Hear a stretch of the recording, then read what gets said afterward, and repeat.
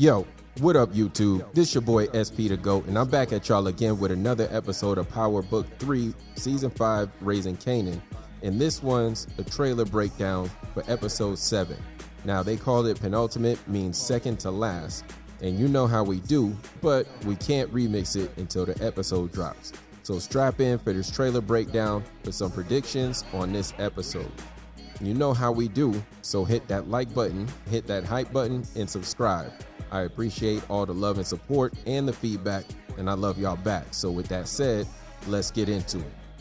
So like we said, the episode is called penultimate, meaning second to last. And the name alone is really foreshadowing. It could mean something big happens in the second to last episode, but it could mean that there's something happening to the second to last person at the top of each of these teams. For Team Manhattan to Team Queens to Team Independent. It's so we should be taking a look at everybody's number 2 in their organization, meaning Kanan and his organization in Team Queens, Marvin for Team Independent, and for Team Manhattan. Now, if we combine both of these understandings, then we could expect something big to happen to one of these number 2s in the organization. With Marvin being the number 2 with the most violations against him, we can almost bet that this is going to be Marvin's last episode on the streets. Whether it's because he finds himself losing the end of the gunfight he finds himself in the trailer, or because Detective Garcia finds out Marvin pulled the trigger on Amber's foster family.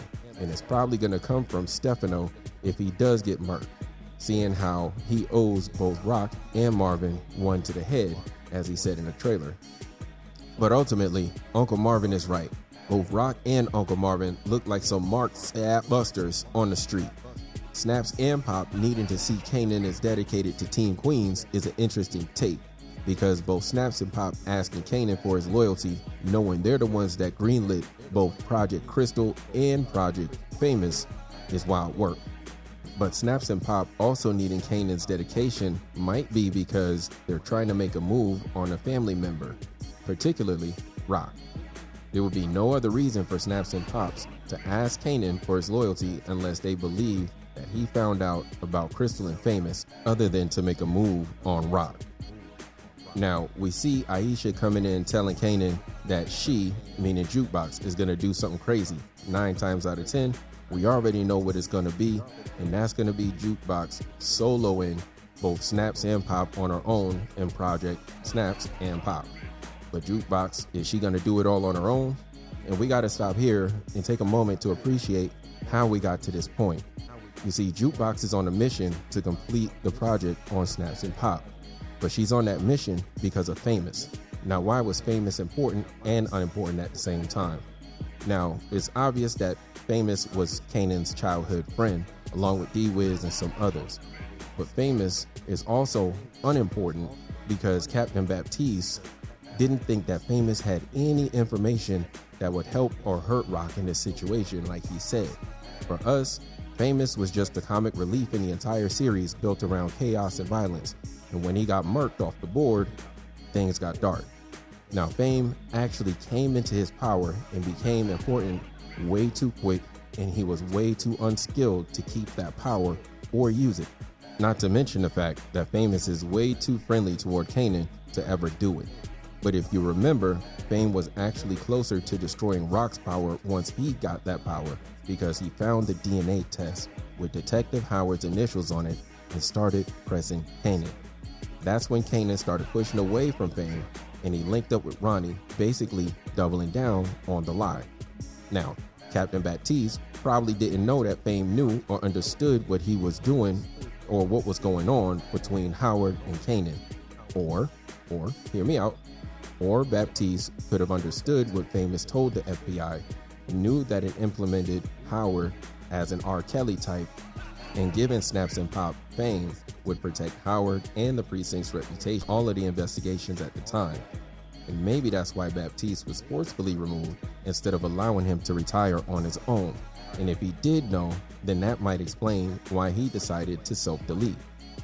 But if Fame did slip up and tell Captain Baptiste the information on the DNA test, then it would make sense why Snaps and Pop would do Fame like that, because they got the information they needed to use Kanan.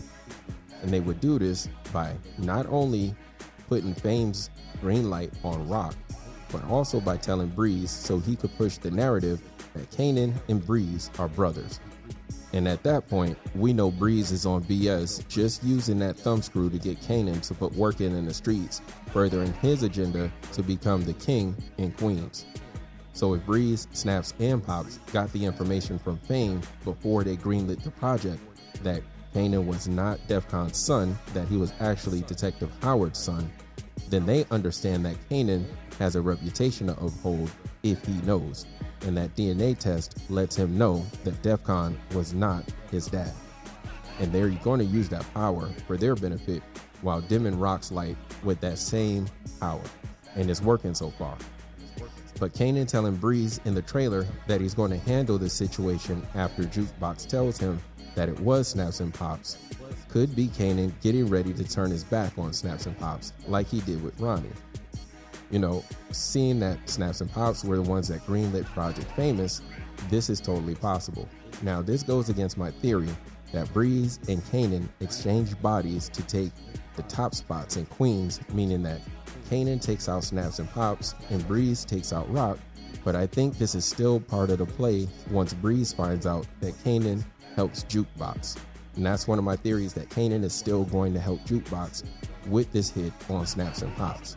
But Breeze is going to want something in return, and in return is going to be that green light project on Rock, just like Stefano and Hafiz want. Now, with Breeze popping the chopper in the middle of the streets, it looks like he might be going crazy after the attempt or the successful green light project on Snaps and Pop. We do see Rock telling Pino that everybody that's gone against her has lost. And my prediction for this is that Pino is telling Rock they can't do business anymore because she's not making any money. Her pipeline's messed up. From here, I think Rock goes to find another supplier instead of shop elsewhere, because we see her walking out of a building we've never seen before. So this might be a new supplier that she's got. And if it's my prediction, it's the buyer who bought the plaza a few episodes back. But I don't think that's going to help, only because Marvin might be off the board by the end of this episode. Then it'll just be Rock by herself. And now we got the end scene where we see Kanan putting his hood back over his head, which looks to be the church where Marvin goes to pray. Hopefully it's not Uncle Marvin getting moved off the board, because then that means Kanan is far gone and way further gone than we've ever imagined at this point. But we already know, because we've seen how Kanan was in OG Power. I'm still pushing for Uncle Marvin to get locked up for the Amber situation. Now, the one thing that we don't see in this trailer is Flossie Siegel. We don't see her at all. And that's important to the entire situation, because Flossie is Rock's pipeline. Where Pino is only the protection, Flossie was the one who made everything possible. So if Flossie is still in, Rock might need another supplier, and it looks like she's going to have to find new protection if she continues to move work in Manhattan. And that makes them look like marks on the street, just like Uncle Marvin said. Alright y'all, that's the episode. Please like, comment, subscribe, leave your comments, concerns, complaints, moans, groans, and frustrations all in the comments below, and I will read them one by one. Thank you, I appreciate y'all for the support, and I'll see y'all in the next one. Gone.